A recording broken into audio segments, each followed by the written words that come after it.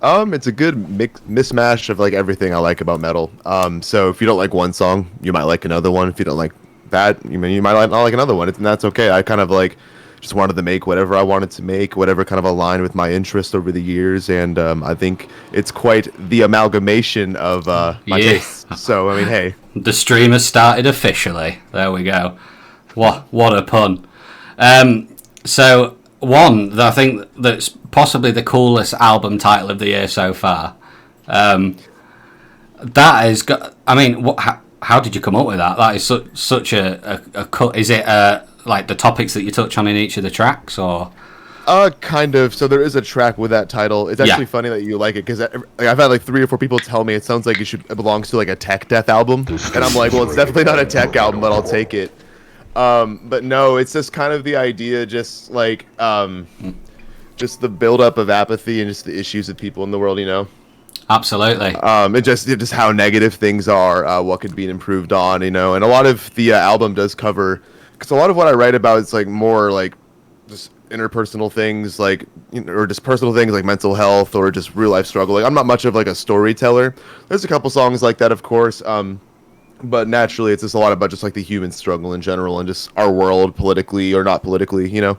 Yeah, I think a lot of people after the year they've had can definitely relate to an album like that that's special. AHFW Shred, thank you so much for the follow, and hi Andy, I love you. I love you, homie. Thanks for popping in. What a legend, thank you, dude. So let's start off with the title track. I love it when albums, especially like metal albums, open up with the title track. It's actually rarer than you think. So Yeah, props to you for going for that. gotta set the mood right. Absolutely, and it's 5 minutes 20. It's an epic. It's an epic. Tell us about this track. It's actually the second song that I wrote for the album. It's actually funny because the next song that you're gonna play is actually the first song I wrote for it. The second song I wrote, the first 7-string song, and that being the title track, of course, is just kind of about just how just we in general as people just kind of suck, and how the people that are supposed to take care of us kind of suck, and how the little man's got to fend for themselves and kind of take charge, you know. Absolutely. Here we go then, guys. We're going to play the first track. This is the Amalgamation of Human Apathy. If you have any questions as we go through, get them in chat and we'll ask Andy as we go. Enjoy. It's a ripper. Oh, that little pause at the beginning. I love that. Sean, good evening, mate. Thank you for being here.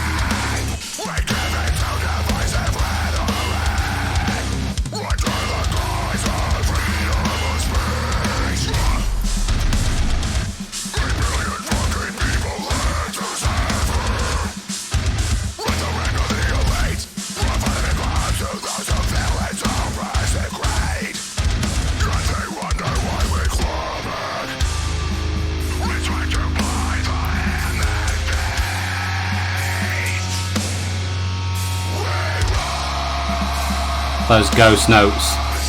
Ooh. Yeah, he threw so many ghost notes and just random shit all throughout these songs. It's the most beautiful thing. Comology, thank you so much for the follow. Is this some of that Screamo stuff? Yes, it is.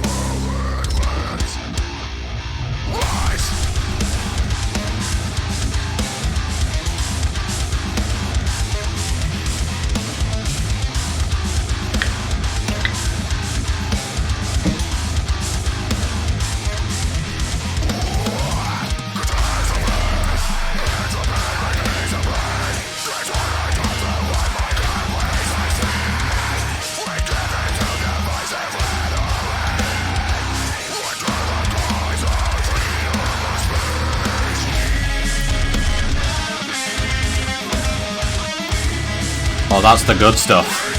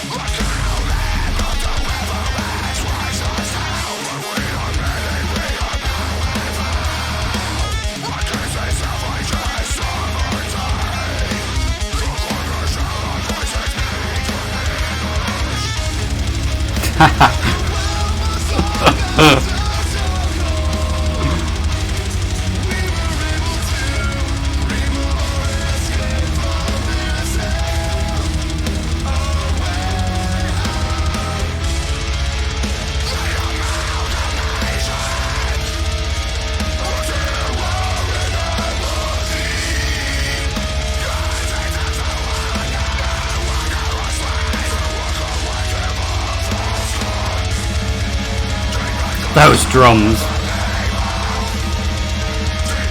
Just relentless, man, those drums.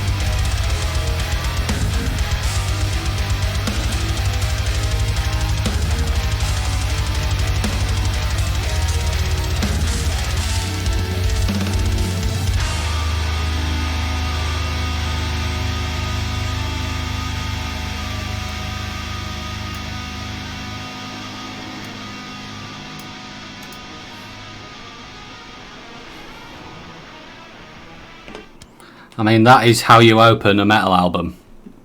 Like you said, dude, that pretty much has everything, if you like. It's got so many elements of different metal, obviously. As I can't remember who said it, but it was Shred, Calm Down Howard Jones. You brought out the Michael Bolton vocals towards the middle there. God. Absolutely incredible. I was about to say, calling me Howard Jones is going to give me imposter syndrome, man.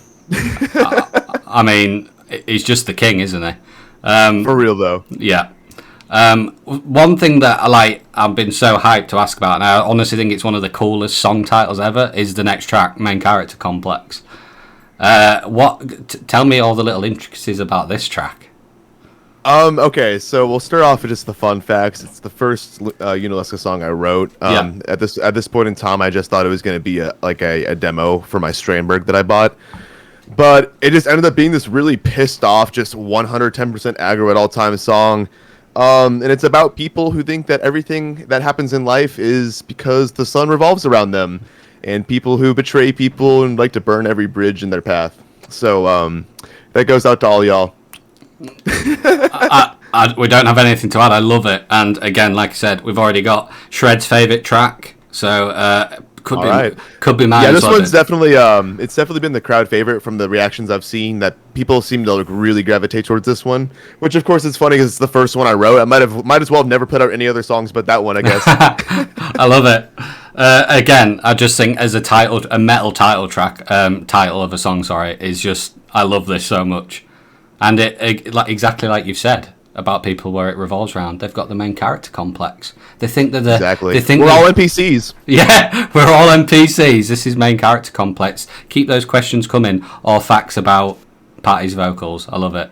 Compare him to someone else other than Howard Jones in this one. Let's go. Me.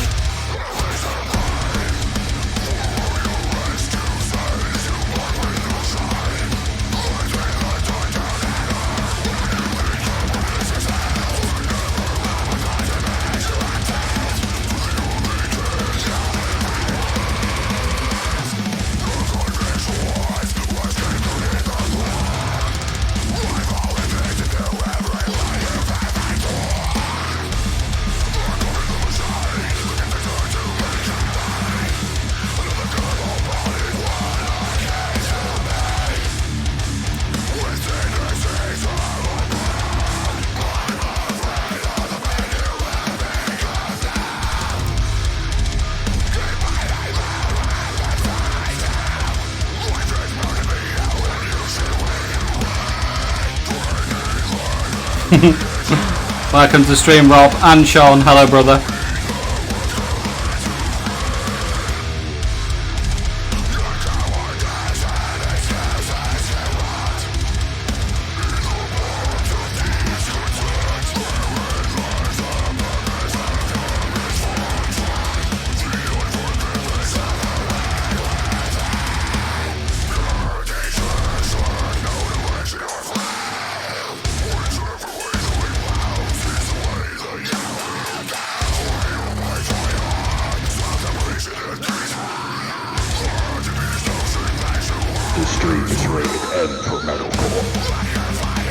Erica, thank you so much for the follow. Welcome to the stream.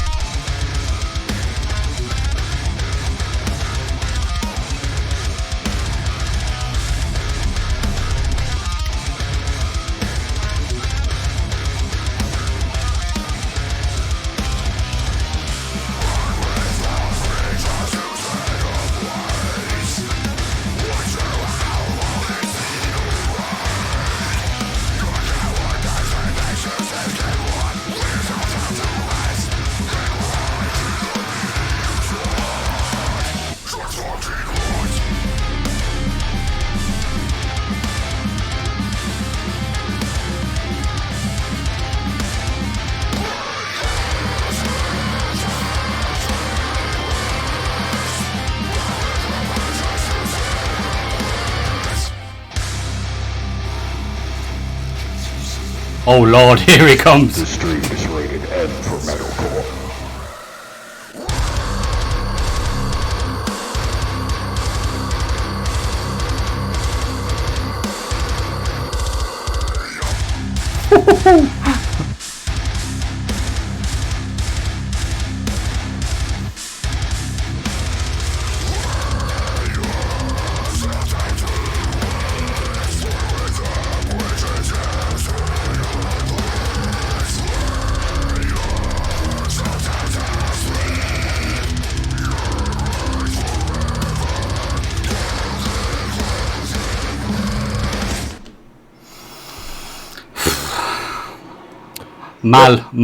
I mean, you really can see why it's a fan favourite.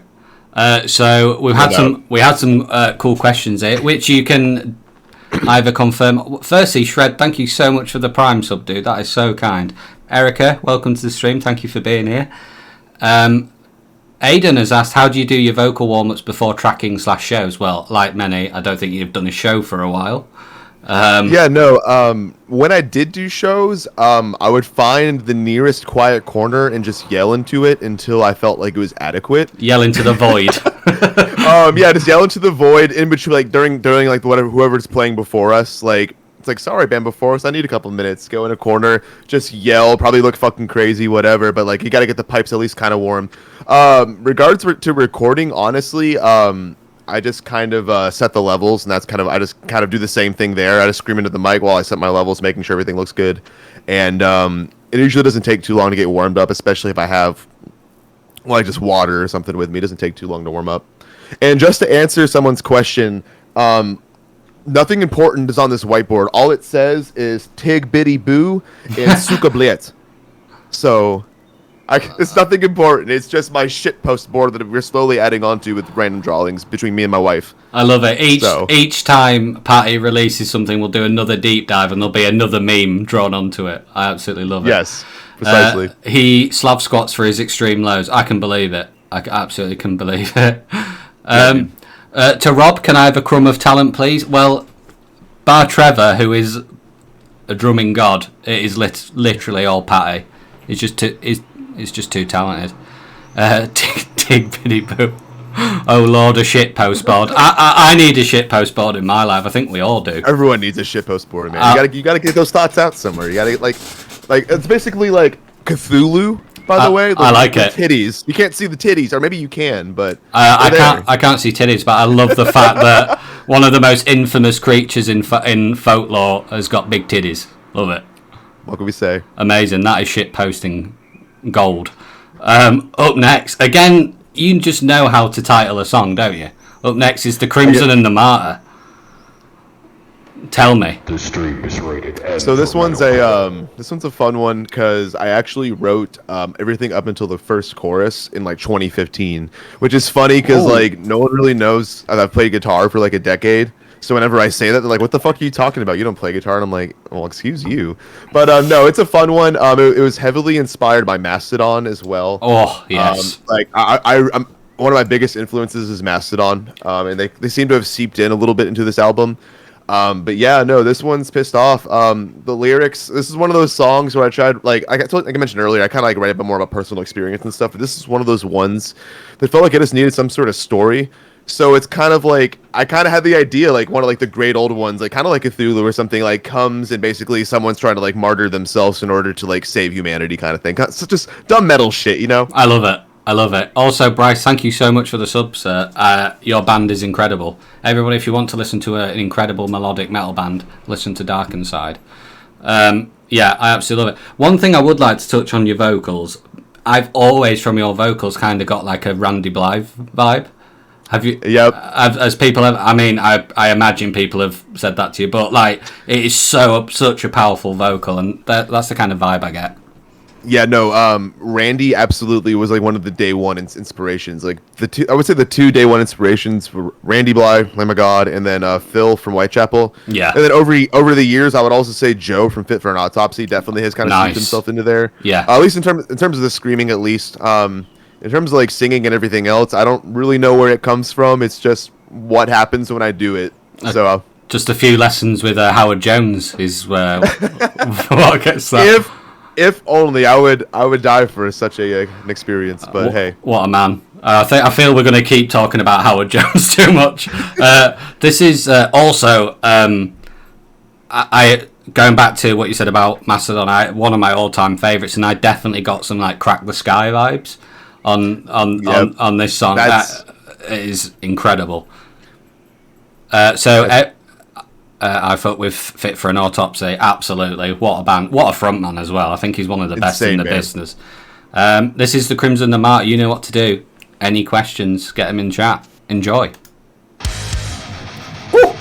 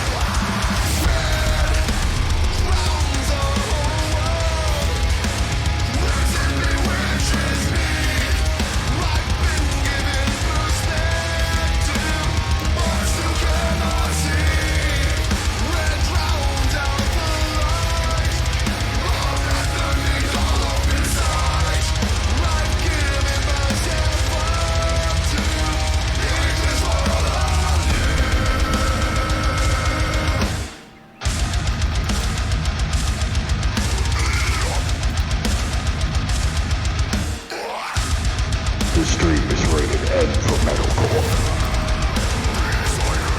Frey, thank you so much. To the girl as well. Thank you so much.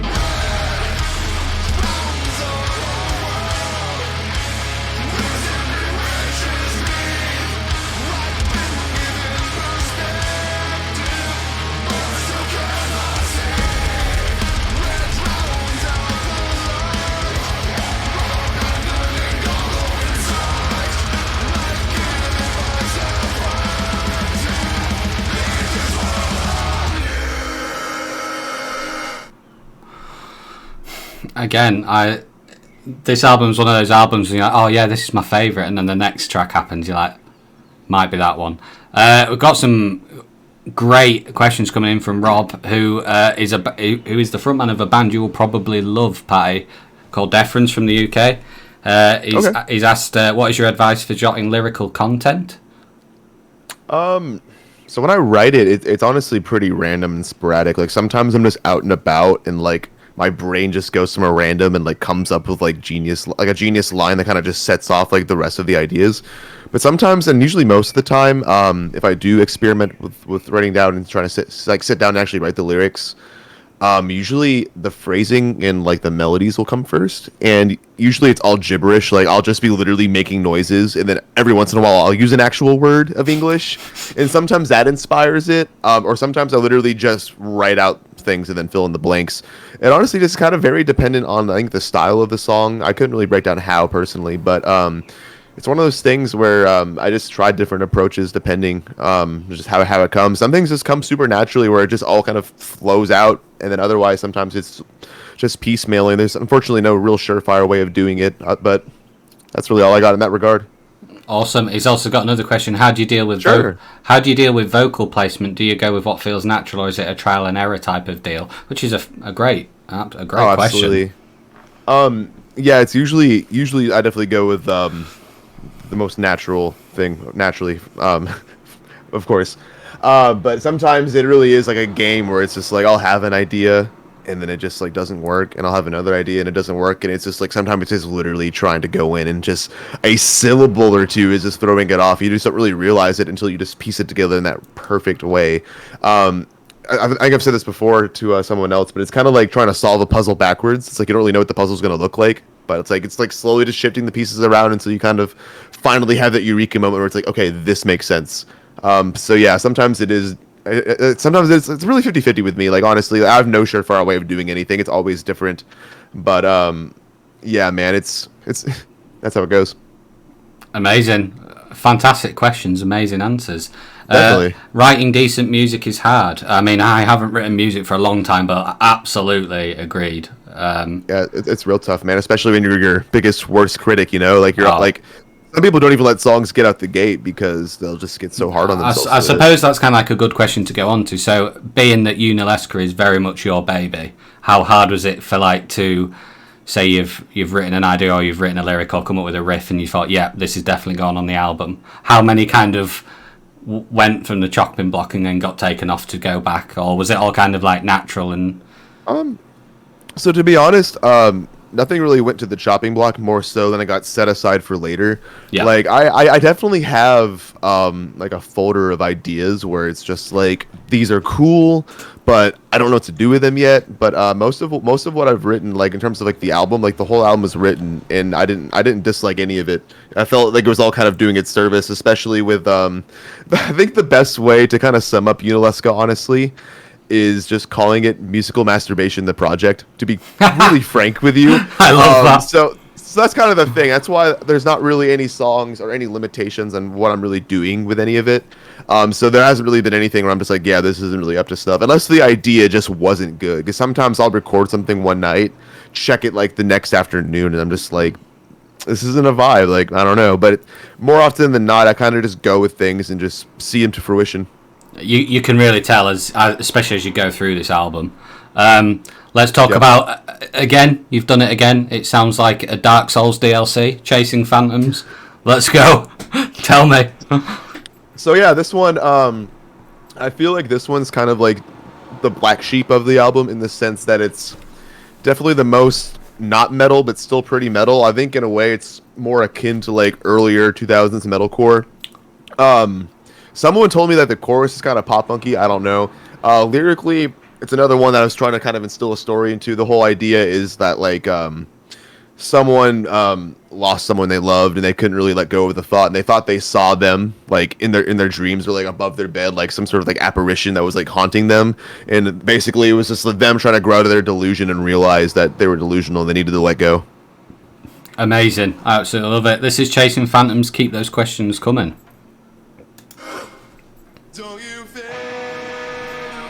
Oh, I love this Blink 182 album.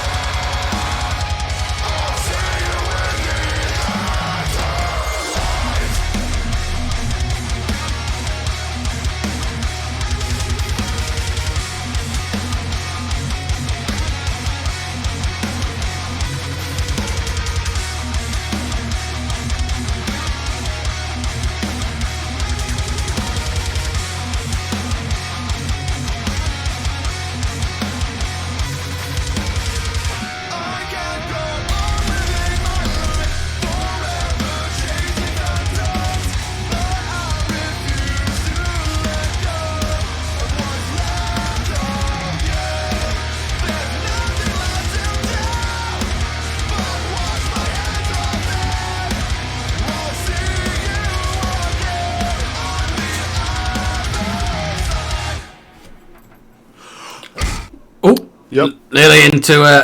I'm going to do it again. Sorry for being generic, but a lot of people know that come to this stream. I'm very much a metalcore fanboy, and that literally had everything. This is kind of what I really love about this album. It's so genuine, and it's just you saying "fuck it." I'm going to do like a thank you and like a love letter to every bit of metal that I love, and I honestly can't get enough of it, dude. It's amazing. That's exactly what it is, man. Just kind of wear my influences on my sleeve, and honestly, it really comes down to just making the kind of music that I wanted to hear. Like, I feel like, and I love every project I've been a part of, but I have to be honest and say that, like, it wasn't always what I was about myself.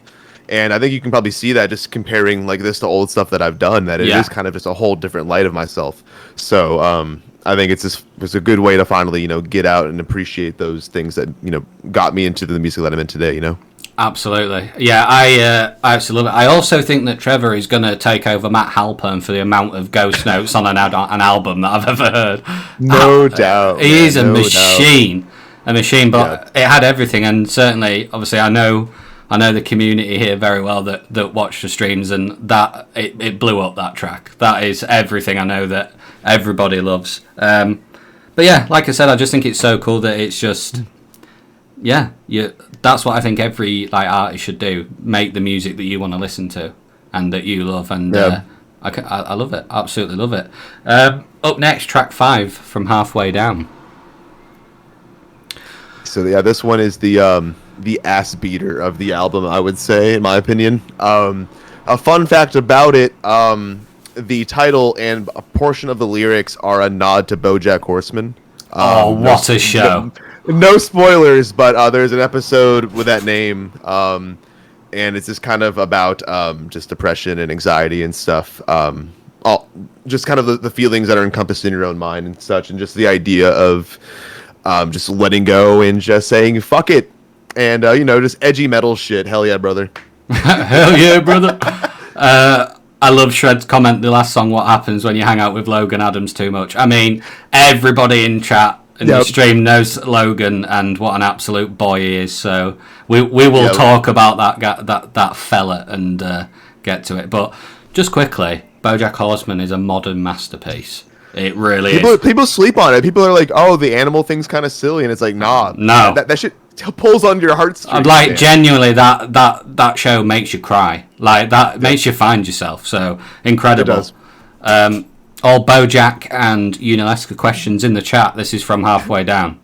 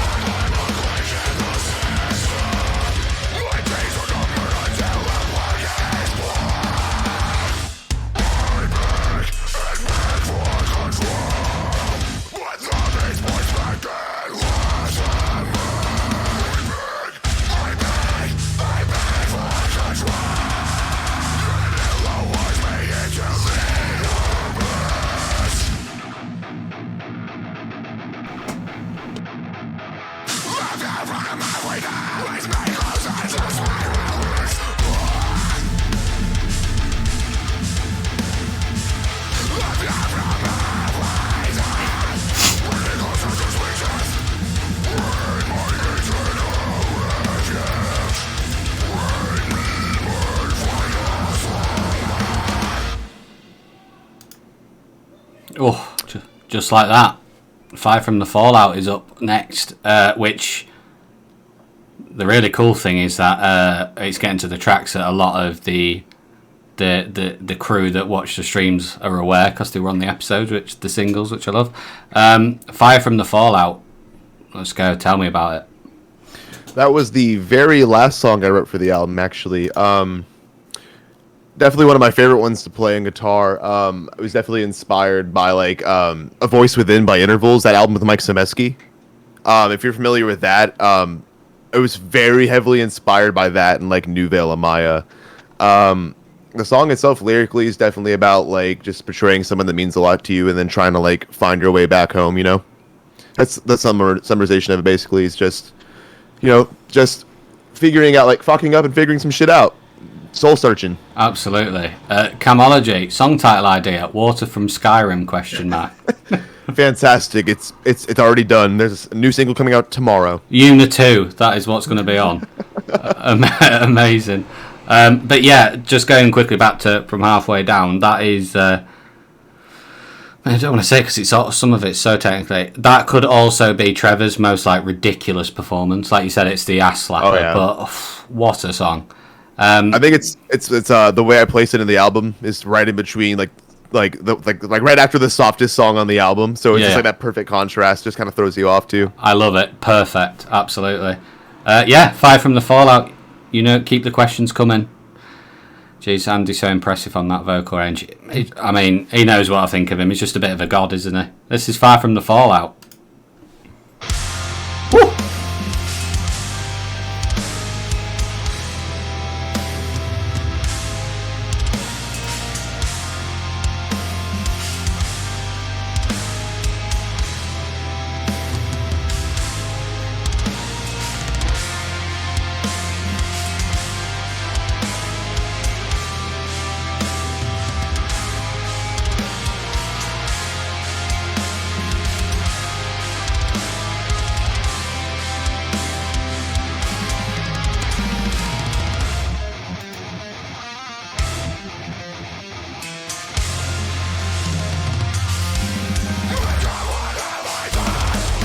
Cheers for hanging out, Cam.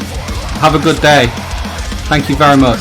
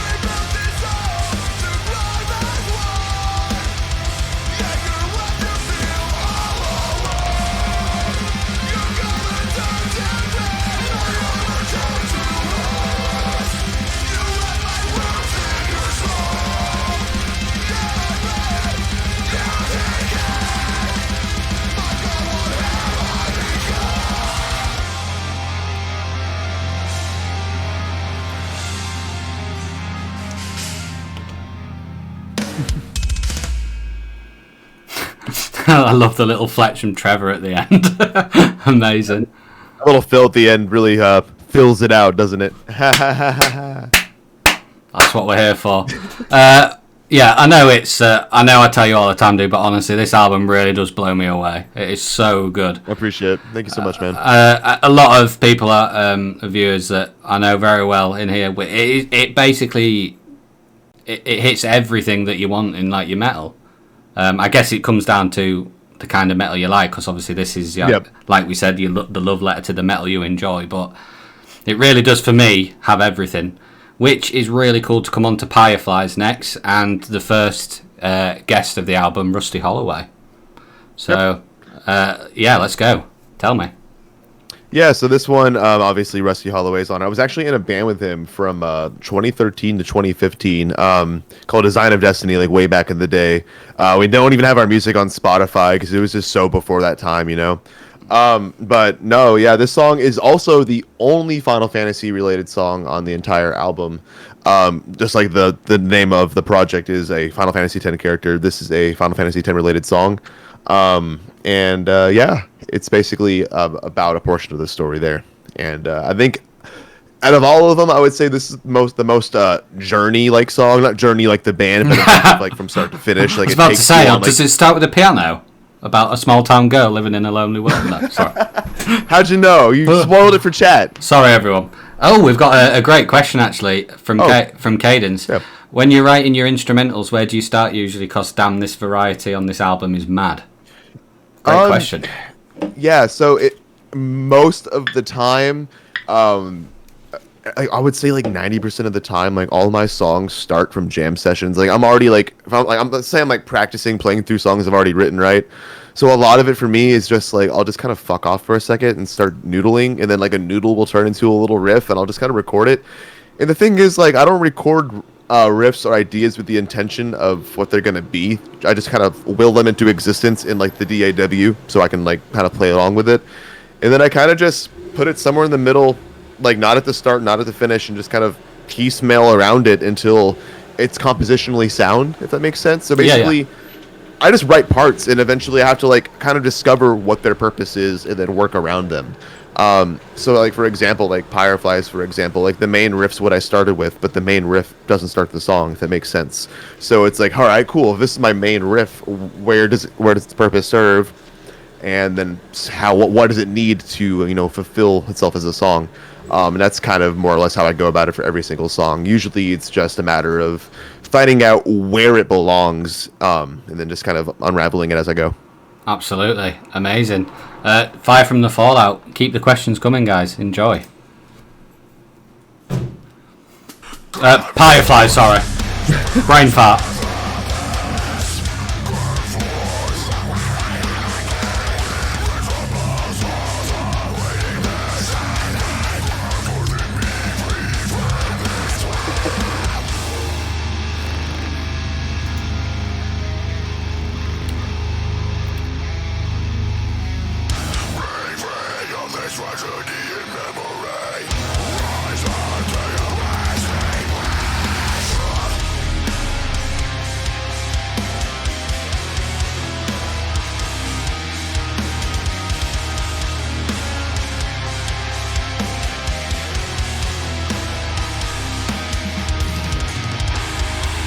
Luke, hello dude, welcome to the stream.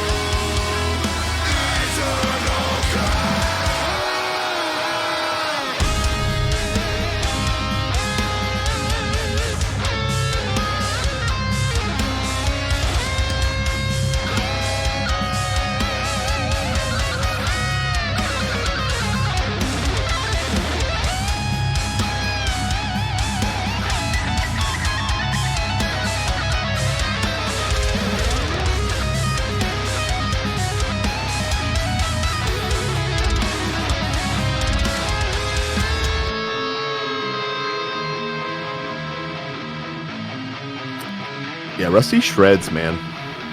Dude, absolutely. Just kills that ending, man. For it being the only solo on the album, I'm very happy it's his. Dude, I agree. It brought kind of like a new energy to the track, didn't it? It was really cool. As the kids say, very vibey. That shit's bussin', fam. I understood everything you just said. Up next is, again, another. I absolutely love this track. Track 8, Overcoming. What? Yeah, this one definitely is like the old school metalcore worship track. I think I compared it to Trivium earlier. It's just the Trivium worship song. Amen. So that's really all I have to say about it. It's definitely like if you're into classic metalcore, I think you'll definitely like it. The ending of it's probably one of my favorite little grooves of the entire album. And yeah, it's actually the only positive kind of feeling song too, because it's very much like pick yourself up and keep going kind of shit. It's good vibe, good energy. Just it's a feel good banger. It's everything the chat wants to say. Like Luke Laley's pulling out the classic Rick and Morty. You son of a bitch, I'm in. I love it. I absolutely love it. So basically, this is like Trivium Ascendancy worship song, and it's to get you all hyped. Did someone say classic metalcore? Yes. Yes. Oh, yeah. Enjoy. This is insane. This is Overcoming.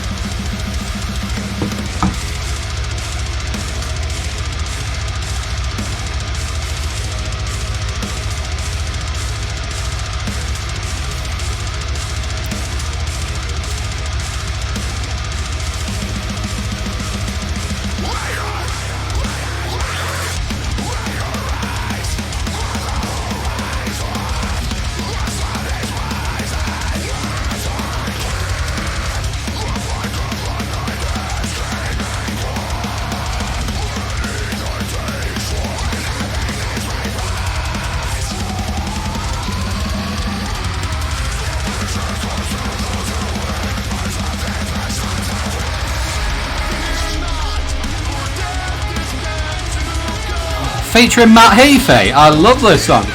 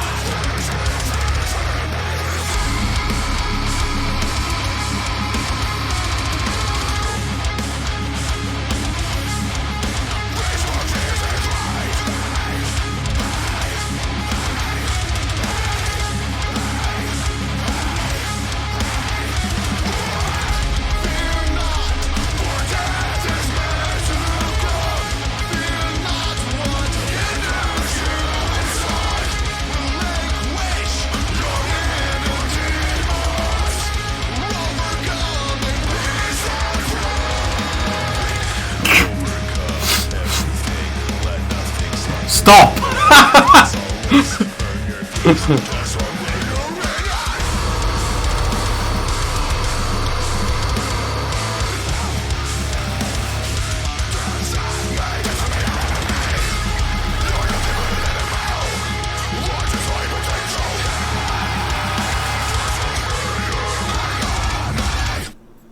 These fucking Skyrim memes have me lit, dude. Absolutely. So, some comments there. Absolutely, there was so much love for that track. Rightly so. Again, but Honestly, it deserves it. This on it, like from all the feedback I've read, this one's got the least amount of love towards it. Not that it's been negative, but that, well, you come I'm to glad to see it here. You come to the JMR crew who are metalcore till they die. Yes. They if you say classic metalcore, you know the glowing red eyed memes. Real shit, yeah, It's like, whew. yeah, just real shit moment.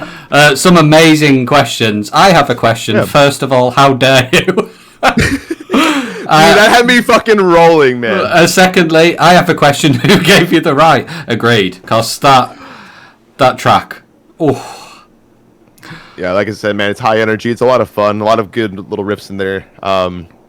It's fun. That's all I gotta say not about gonna it. lie. When I listened to the album on release day, I did think the first singing section was Matt Heafy. I'm not even joking.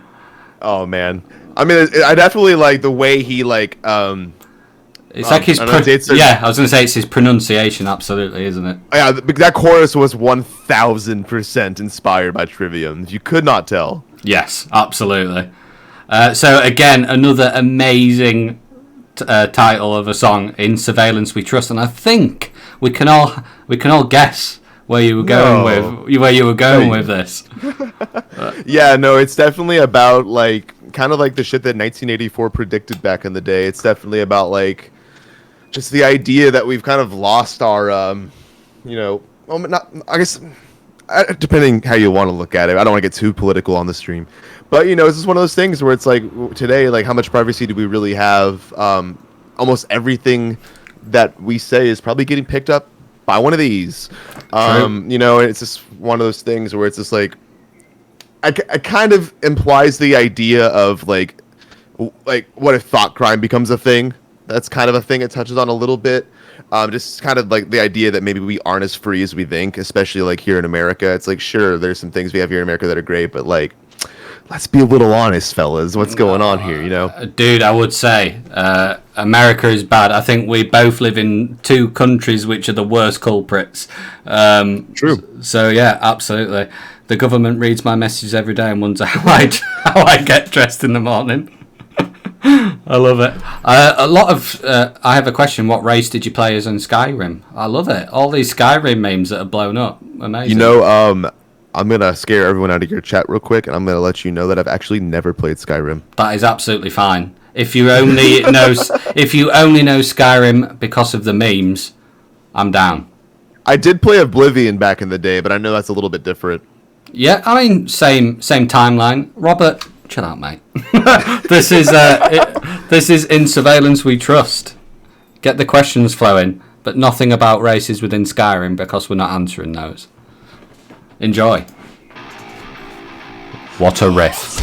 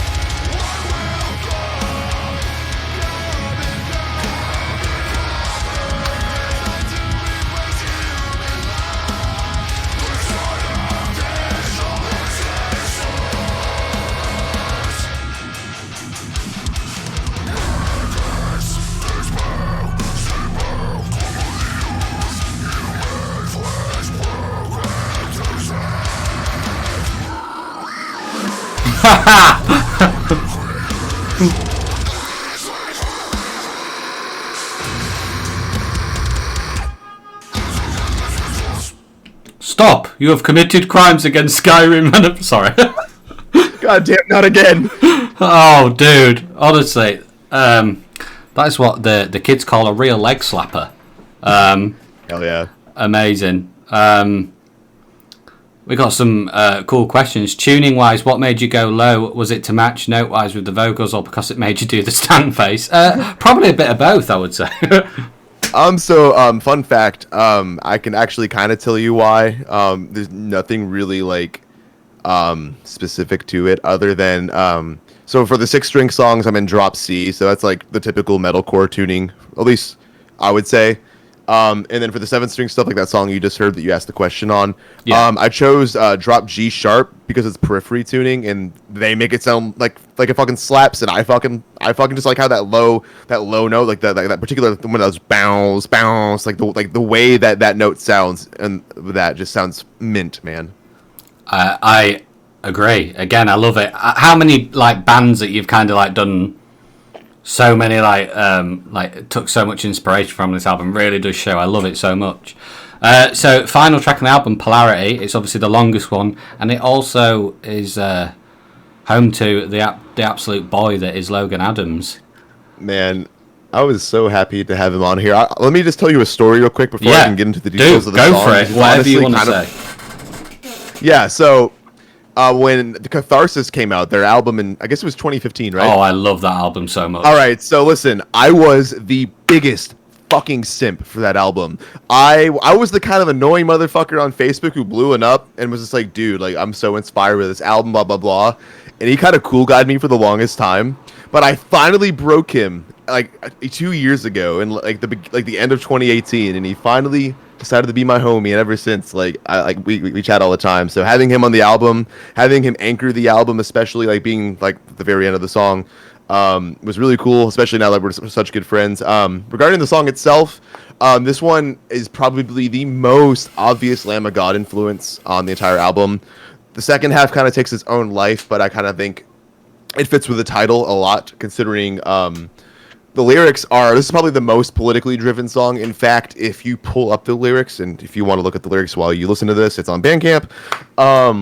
It's very, very relevant to politics, especially this last presidency and just the divide with BLM and things like that. And I think, I've told people this before. I say this in jest, but it is the libtard anthem, as I've called it. I love it. Yeah, that's what I'll have to say about that one. It's angry, it's mad, and yeah, politics. Absolutely. For anybody that doesn't remember, surely you will do. You'll remember Logan from Eternal Void. Sadly, no longer in them anymore. But that album, the Catharsis that Pat is talking about. Insane album, and the album that obviously we played in full on its release a couple of months ago now. Incredible. So please go listen to those albums as well. This is the last track, so if you've got any last questions for Patty, get them in. This is Polarity. Thanks, guys.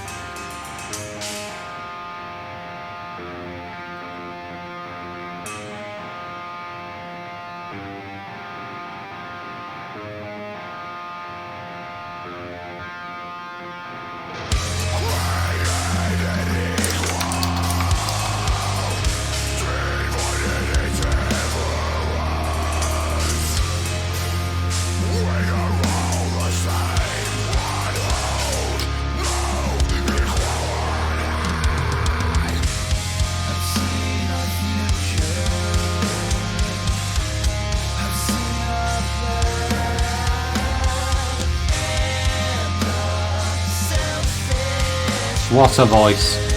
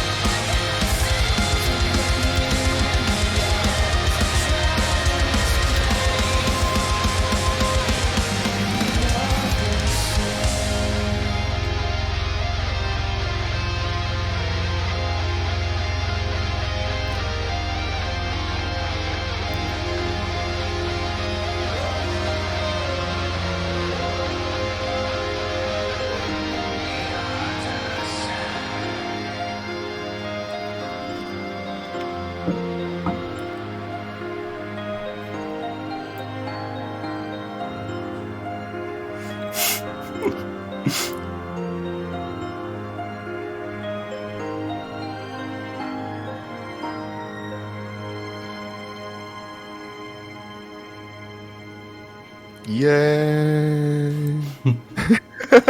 I love that ending, dude, so much. That's such a nice ending to such a in places chaotic album. Like, Yeah, I feel like it's the perfect contrast between right compared to like the very beginning of it on Amalgamation, just that the unsettling intro and then that real kind of like just slow ending outro. Yeah, perfect. Everything I look for in it. I mean, it has every like soundscape you want. But I agree. Like the intro to with Amalgamation is so heavy, and that little pause at the start. Honestly, keep listening to it, people. The pause gets me every time. I'm ready to chokeslam Megatron as soon as that hits. So, I mean, dude, with the JMR faithful, they are in love with this album. Another thing I want to say to all the Yunalesca fans from Facebook that have like come and hung out as well, absolute heroes. Amazing. Yeah, Thank for you. real. Thank you so much. So a few things that people want to touch on. Rob, Yeah. Rob obviously asked you about the recording software you use. Yeah, so Rob, all I'm really using is Reaper. I should let you know that I am doing the absolute bare minimum. I think I explained this earlier in the stream. My whole process is record like sketch tracks, send them to drummer, get those back, import them, record the final tracks to that, and then I send it off to a producer. I use the Misha Tone Forge for my demos, but other than that, like I don't do anything in terms of the production or of anything. So I don't do too much there, but I do Reaper just because it's the easiest and it's free, obviously. So it's just the only function I really need to know how to do is Control R to record. So it's been super easy to use. And then I saw your question about the merch. Just FYI, since I'm only doing this kind of all by myself. My whole deal has been just limited small batches. So like every couple months, I'm basically putting up pre-orders like for a month. And like for the last time, so the very first one I did was the Phantom Black shirt that you probably saw. And then I did like the 3 or 4 pieces that I have currently.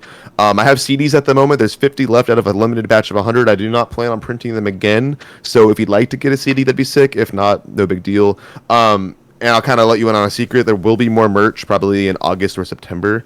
I'm trying to space out a little bit, but there will be a lot more merch in August or September, and I'm probably going to do another drop closer to Christmas too.